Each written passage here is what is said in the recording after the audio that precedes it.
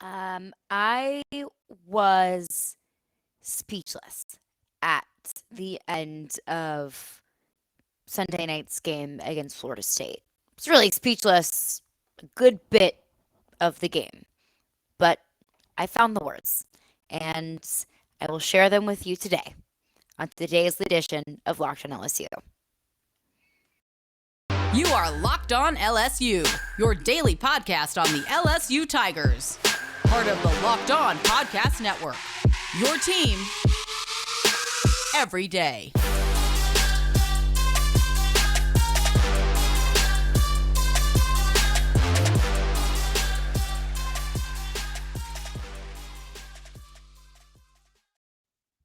Well, thank you for making Locked On LSU your first listen every day. We're free and available wherever you get your podcast.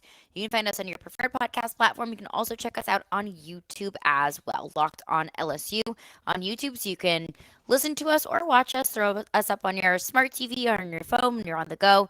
You can find us wherever your favorite podcasts are. I'm Caroline Fenton, and I'm your host, as I am every day. I've been covering LSU football since 2016, and I'm now a sports talk radio host in Nashville, Tennessee. But let's get to the important stuff.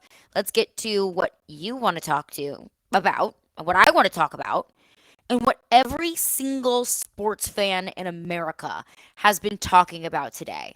And I even made the point earlier today on my radio show here in Nashville on 1025 The Game. I said, I think football fans know what happened last night. I think any sports fan knows what happened last night with the LSU Florida State game. And I think people who don't even like football know what happened in the LSU Florida State game because it was that bad and it was that dramatic. But as we all know, Brian Kelly starts out his tenure as LSU head coach with a loss against Florida State 24-23. Came down to literally the final second. And it was the most dramatic,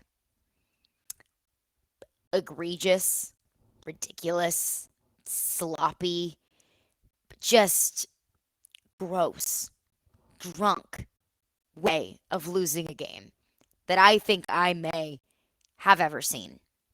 And I want to break down every aspect of that game. We'll do that on today's podcast, and we'll do it throughout the week as well. So every Tuesday throughout college football season, I want to do what I call 3 up, 3 down.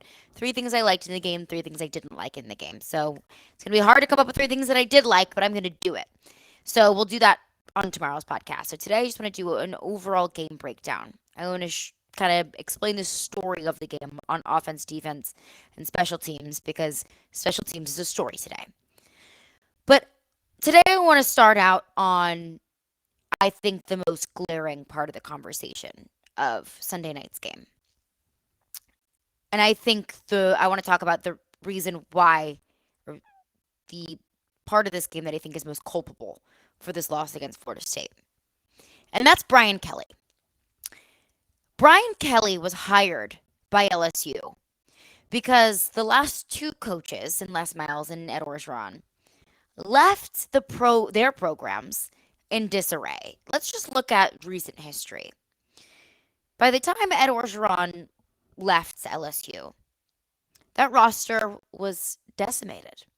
They had nobody to play in the Texas Bowl against Kansas State.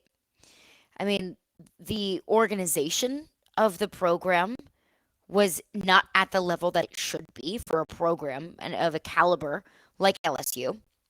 How many times last year did Max Johnson look so incredibly confused on the field because he didn't know what the play call was? Too many times to count. And that's because of the disorganization and the disarray that Coach Ed Orgeron left this football program in. The fact that, just all of the stories that came out about Ed Orgeron last year. Disorganized, undisciplined, just overall messy.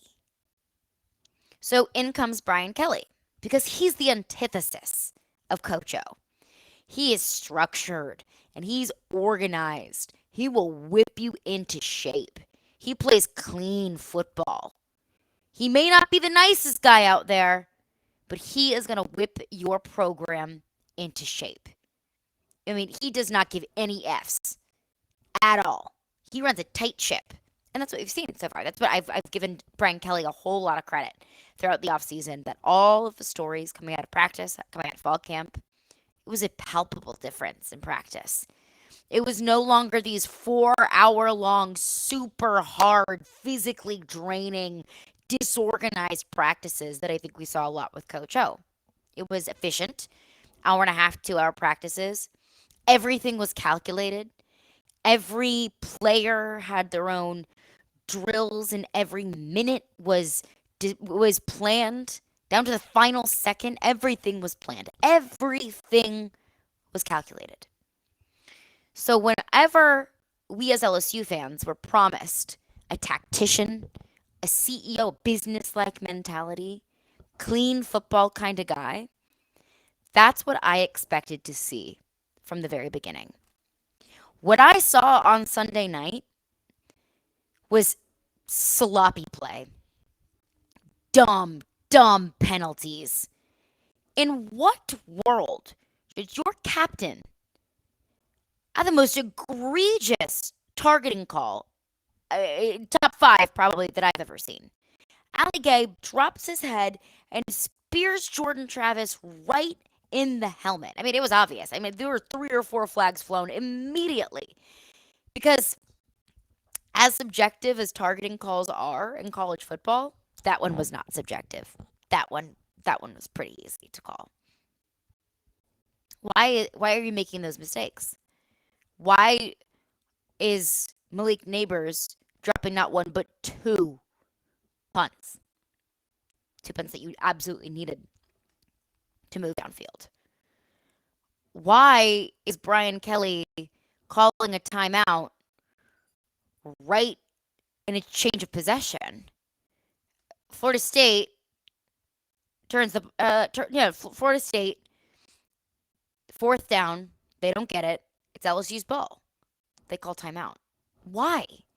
The offense has just been on the field for Florida State's entire possession. Malik Neighbors muffs that second punt. Florida State fumbles the ball at the 1-yard line. Brian Kelly doesn't call another 30 seconds?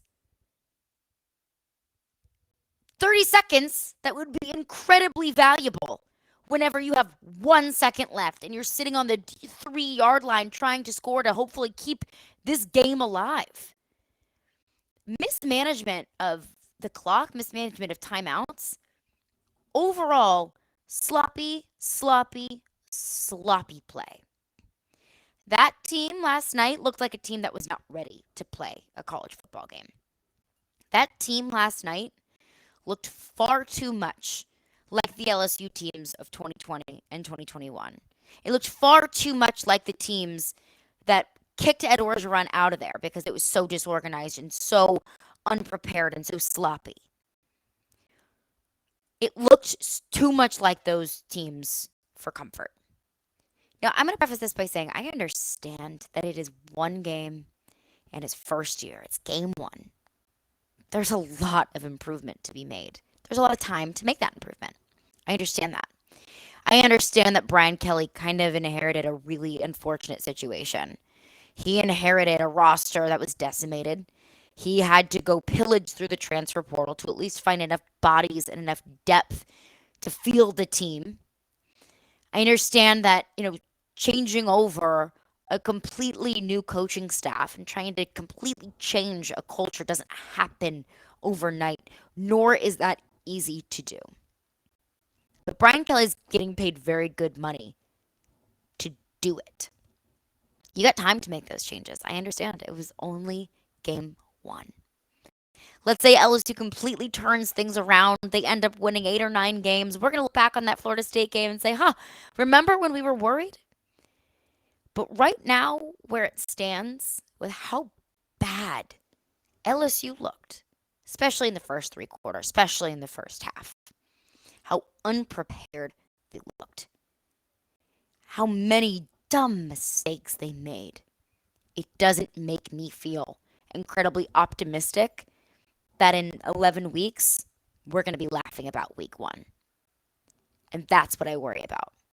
I worry that Brian Kelly was brought in here to turn everything around, to clean everything up, to organize all of the disorganized mess that was left by Ed Orgeron. Didn't even see a glimpse of it in week one. That's all I ask. It's just to see a little bit of progress, to see a little bit of change, to start being able to define what the Brian Kelly era will be, what the Brian Kelly culture will be. But right now, the peak that we've seen of the tenure of Brian Kelly at LSU doesn't look like a culture change. And that's what's really disappointing. Coming up next, I want to do a full breakdown of the offense, defense, and special teams. So we will get into that. And I promise y'all, I know it's depressing. I know I'm depressed. I know you're probably depressed too. I want to find as much good as we can in this game. There just wasn't a lot of it. But we'll get into all of that coming up next. But first, I want to tell you about Built Bar. So if you haven't tried the Built Bar Puffs yet, you are depriving yourself of one of life's greatest joys. And guess what? There's a new flavor. Ready? It's delicious. It's indulgent. It's one of your favorites. I'm sure it's cookie dough. Covered in chocolate. That's right. Built Bar has done it again. Cookie dough covered in chocolate. And it's also healthy. So you can get all the joys of eating cookie dough without the hassle of making it. Plus, it's healthy for you. Cookie dough puffs are only 160 calories and they've got 15 grams of protein in them so they can fit in whatever your diet might be. So run now to built.com to snag a box for you and the entire family. It's a perfect treat, or find a really good hiding place and just hoard them for yourself, because I know that's what I do. I don't want anyone taking my cookie dough chunk puffs. And like all Built bars, the cookie dough chunk puffs are covered in 100% real chocolate, so they're healthy and tasty. They taste like a candy bar. They've got that light, fluffy texture. They're super sweet, and they're so good. And all their bars are made out of collagen protein, which your body absorbs more efficiently. So it's got tons of health benefits. So eat something that tastes good, and the puffs absolutely do. And they're good for you. You are going to love the new cookie dough chunk puff, whether you need a snack for your workout, a late night treat, or just to grab a quick bite on the road. Built is the perfect protein bar, and they taste better than a candy bar. So ditch the calories, fat, and the sugar. Do something good for yourself and grab yourself a Built bar. Go to built.com, use promo code LOCKEDON15, LOCKEDON15, and get 15% off your order. That's promo code LOCKEDON15. Well, thank you for making Locked On LSU your first listen every day. We're free and available wherever you get your podcasts. We're part of the Locked On Network, your team every day. So the biggest story, so many times I feel like I get kind of wrapped up in my little LSU bubble, or my little Tennessee Titans bubble, or my little bubble of whatever team that I'm a fan of, or the teams that I cover. And I have to kind of bring myself back into reality of exactly like what is the pulse on the rest of the sports world. Not everyone's talking about LSU all the time. But this week, that's not the case. Everyone is talking about LSU. Not only because it was the only game on Sunday night, on prime time, on ABC, on network, cable television, but also because it was such a ridiculous game. Coming down to the wire. I want to focus on the offense first, because I have my takes on the defense and the special teams as well. I want to focus on, really what the story of the offense was last night, because I think that the offense has several layers, because there were some good, but there was a whole heck of a lot of bad. And I want to start on what I thought was good, because I think that there is this false narrative out there. I've seen it in the Twitter spheres. I've seen it, in LSU discussions, that Jayden Daniels was the problem last night. But let me be very, very clear. Jayden Daniels was the one thing on offense last night.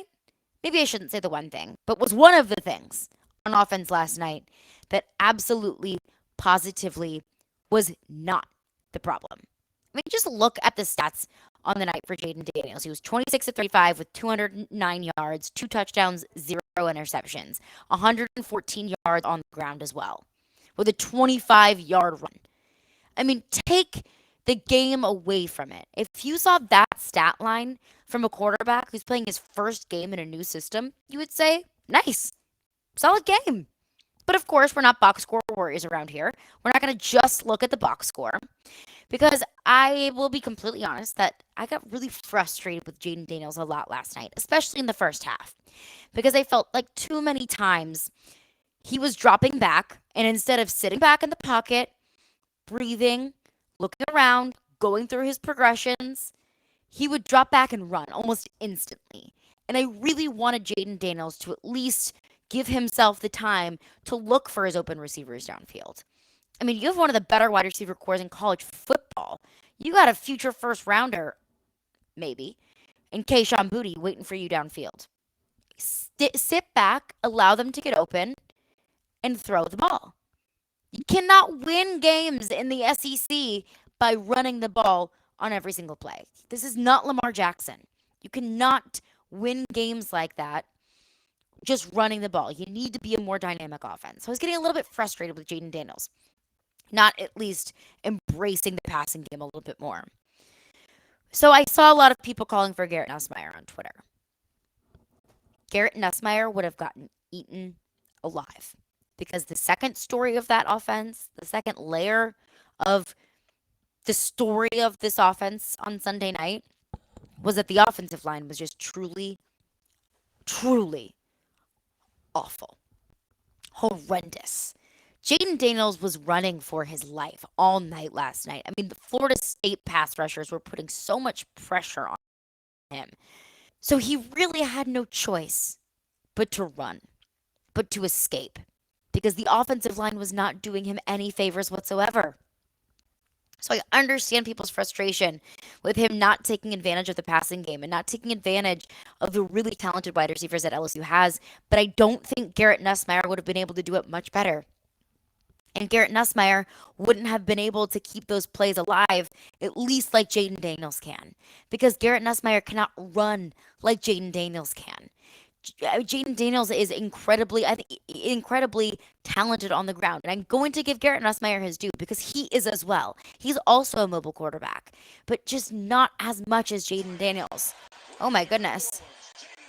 Oh, that just scared me. I don't know if you just heard that, but I just had a clip turn on just randomly in the background. Whoa, that just scared the crap out of me. Anyways, Garrett Nussmeier wouldn't have been able to extend those plays as much as Jayden Daniels, I don't think, simply because he had no protection up front, and Jayden Daniels relied a lot on his legs. And I don't think Garrett Nussmeier would have been able to, get as many first downs as Jayden Daniels was on the ground, just because he's a much better runner than Garrett Nussmeier was. So I don't want to hear any Jayden Daniels slander. He has some on. He needs to get a little bit more comfortable in the pocket, but that starts up front. That starts with the offensive line. He was under pressure all night long. He was forced to scramble all night long. That offensive line did him absolutely, positively no favors whatsoever. I've been complaining or just, expressing my concerns about this offensive line pretty much all offseason. And I never wanted to downplay how concerned I was about the offensive line, but everything we had heard in camp was pretty much, so far so good. We had Dylan Sanders on the show who covers LSU for SA.com. Wonderful, wonderful LSU beat reporter, so absolutely go check out his work. He said that Will Campbell, freshman starting left tackle, was beating Ali Gay in practice, that he looked damn good. I love to hear that. I was excited to hear that. I was encouraged to hear that.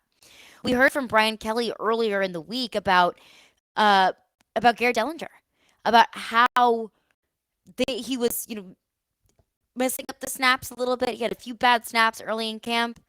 But this is what Brian Kelly had to say about Garrett Dellinger just a couple of weeks ago after the last few fall camps. Pin to the decision at the offensive line started and ended with the center position. Once we felt comfortable with Garrett Dellinger at the center position, everything else was able to fall into place. Now, since that day, we were able to decide what was the best rotation in that regard. And we think Bradford at guard and Frazier at guard and Wire and Campbell at the tackle position gives us the best chance with those five guys. So he said Garrett Dellinger was really the anchor of that offensive line, that he felt confident in what he's been able to do. That, after the first couple of practices, he started to understand, okay, this is my role. And I feel comfortable with my role, not just blocking, not just snapping, not just being, kind of the brains of the offensive line, but doing all three of those things simultaneously. And I felt really excited about that. But Garrett Dellinger had a couple bad snaps last night. And I understand that those mistakes are going to happen whenever you have, a young player playing in a new position, but you cannot make silly mistakes like that. Bad snaps, you can't make mistakes, like fundamental mistakes like that, and expect to be a competitor in the most difficult division, in the most difficult conference in college football. You can't make those silly mistakes like that. So with the bad snaps and the bad coverage, the offensive line is going to be a serious, serious problem moving forward. And I think they really got exposed by that Florida defensive line. I said it so many times last week. I thought that this game was going to come down to the trenches because LSU had a weak offensive line, Florida State had a weak offensive line, LSU had a strong defensive line, Florida State had a strong defensive line. So I thought it was going to come down to the trenches. I just thought or predicted that it was going to be the opposite of how it really turned out. I thought this LSU defensive line was going to be able to bully up on the Florida State offensive line, was able to put up a bunch of pressure on Jordan Travis, but that absolutely was not the case. But coming up next, I want to break down the defense and special teams because we got a lot to break down there. So we will do all of that after a couple words from our sponsors. So I know I'm talking a lot of negative Nancy. I know I have a lot of, critiques of the team. I also would like to point out I am a fan of the team. I want the team to do well. I'm frustrated because I know how much talent is on this team and I want this team to win. And also I understand that it's week 1. I understand that there's a lot of changes that can be made. I understand there's a lot of changes that can be made from week 1 to week 2, from year 1 to year 2. I understand all of that. But I can only go off of what I've seen in a game. So that's what I'm going to continue to do, and that's what I'm going to do every week. But let's break down the biggest story of the defense. Because I think there was some good, just like the offense. There was some good, and there was some bad. I think there's a lot more good on the defense. I think a lot more good that you can take away from the defense. But two of the most glaring and obvious bad things, losing Mason Smith early in the game, and it has been confirmed that he is out for the season with an ACL tear. I'll have some more information on that. Brian Kelly's expected to speak with the media on Tuesday morning, so we'll have more information on him, and I'll have a full breakdown of exactly what that means for the future of the defensive line later on in the week. But that's a very obvious negative, is losing a guy, that's really supposed to have a breakout year. A guy who showed a ton of promise in his freshman season. So it's not just a loss for this LSU defensive line, because it absolutely is. The front four that I really thought was going to be able to bully up on a lot of these opposing quarterbacks and opposing offensive linemen, you're losing a key member there. And as a defensive line, you're not just talking about individual players. You're talking about a unit as a whole. So losing one part of that unit is absolutely a hit. I also just hate that for Mason Smith. I hate that for him. This was supposed to be his big year. This was supposed to be the year that, although he may not be a household name now, he was going to start to develop that framework this year. So I hate that for him. I hate that for this defense. I hate that for this team. It's just a really bad loss for a kid who has a ton of talent.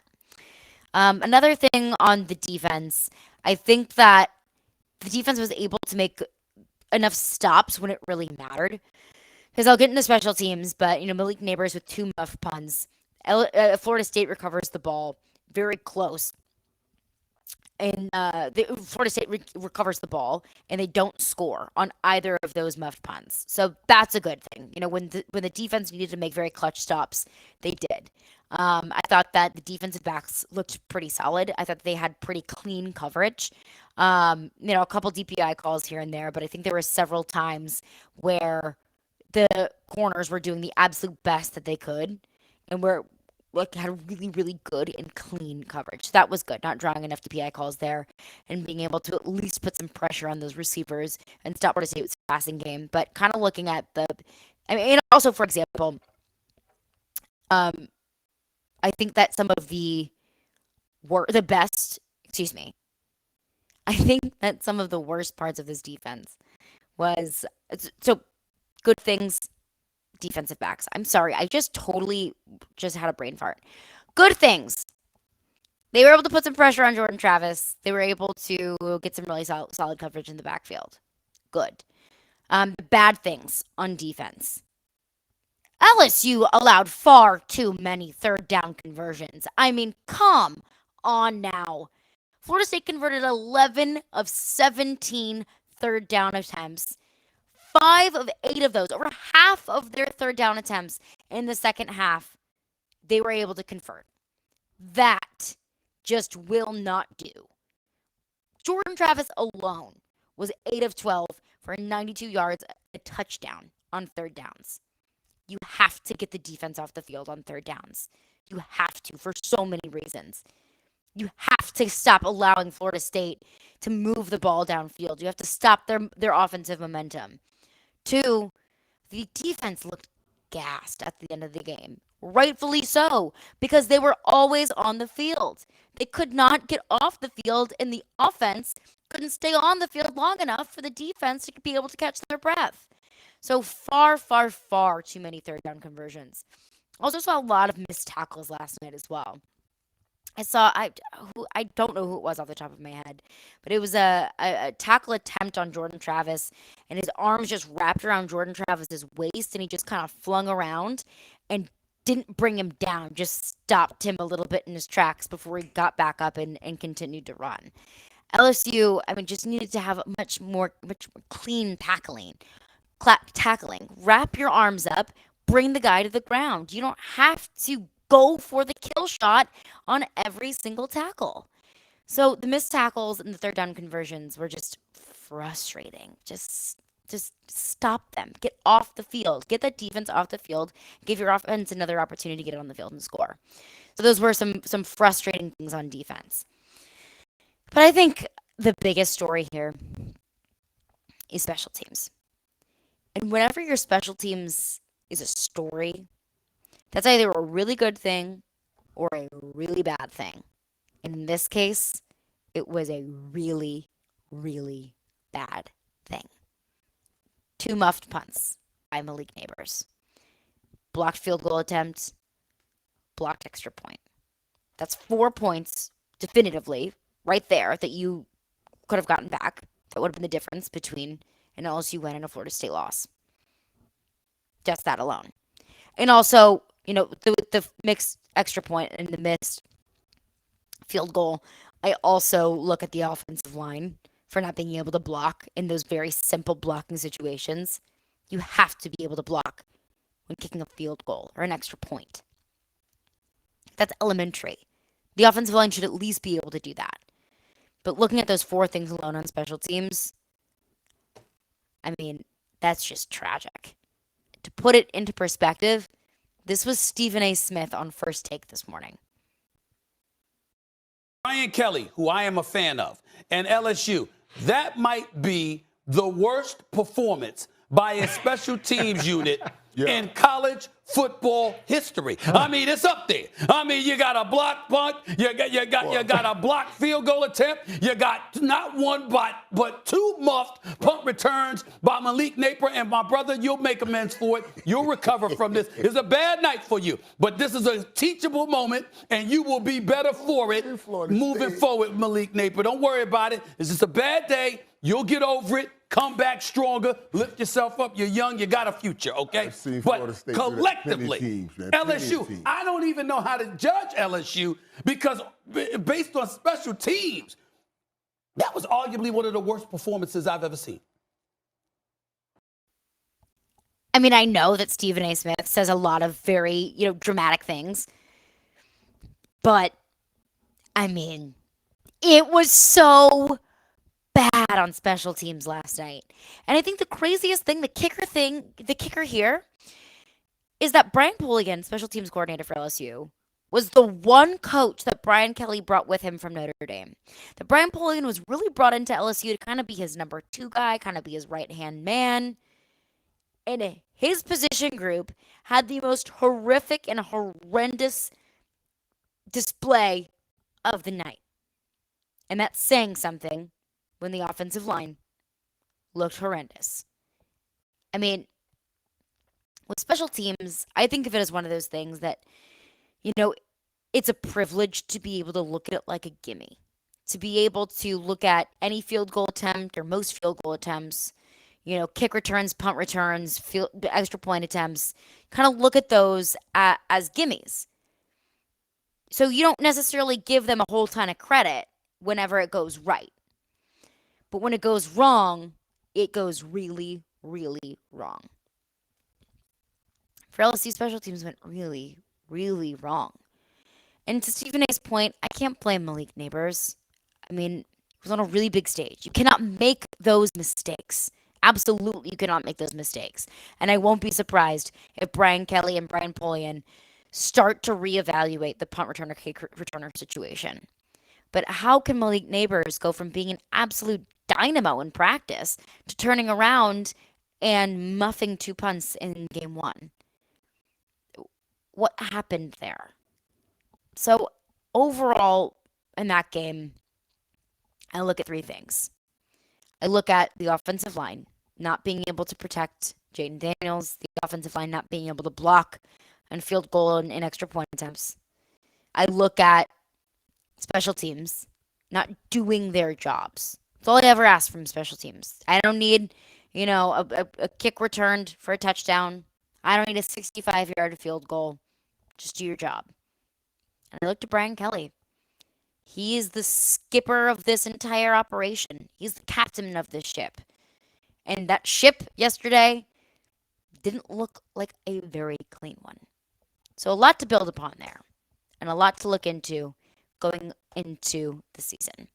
But coming up on tomorrow's episode, I want to do 3 up, 3 down, the 3 things I did like, the 3 things I didn't like, some Mason Smith updates. Also, we'll hear from Brian Kelly, who will take the podium on Tuesday, mid-morning-ish. So I'll have a full breakdown from that.